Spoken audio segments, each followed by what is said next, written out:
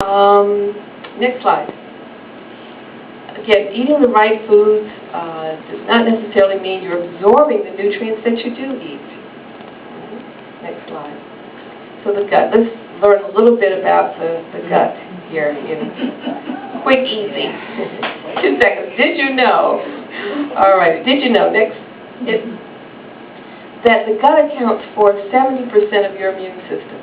So most of your immune system is in the gut. If you do not have a healthy gut, if you're constantly bloated, if you're constantly gassy, if you have pain, if you have constipation or diarrhea, something's going on, all right? And so that is affecting your immune system next. All chronic diseases have some degree of gut issues or dysfunction, I can guarantee you. Next slide, next one. It's often called the second brain. How many people knew that? That your brain was in your intestines. But the vast majority of your serotonin, which is your calming neurotransmitter. Many people are taking antidepressants like Paxil or Zoloft, and those are geared towards increasing the serotonin in your brain. But who knew that more serotonin receptors are in the gut than in the brain? So very important. Next. And low serotonin levels can lead to increased cravings for sweets, all right, for carbohydrates. So if you have, that late night where I gotta have something sweet, or I can't get to sleep, or cravings throughout the day, then you may, in fact, have low levels of serotonin. Right? And that too, again, can impact the healthy functioning of your gut. Next.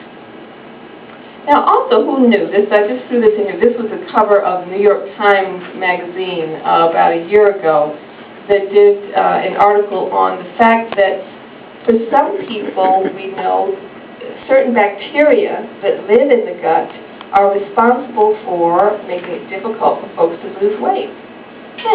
Who knew?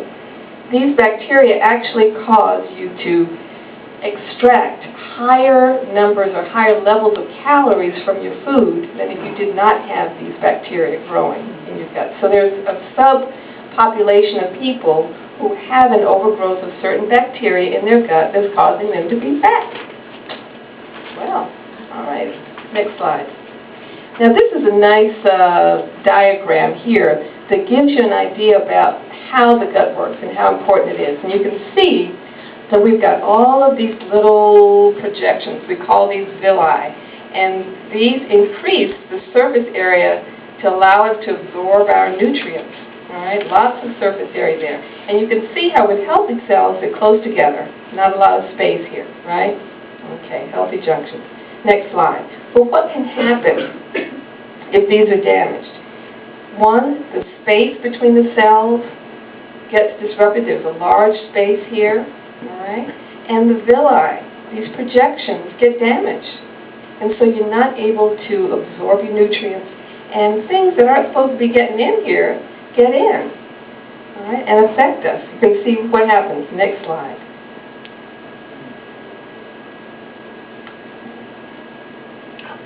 So, we call this leaky gut. Leaky because things can leak in through those junctions between the cells, things that we don't want to get in there. And what causes, if you've been on antibiotics repeatedly, okay, even from childhood.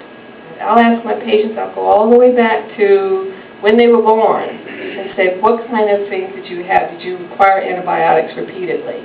Things like Motrin, aspirin can disrupt that. Steroids, birth control pills, moldy or yeasty foods can do it. Here we go, prolonged stress again.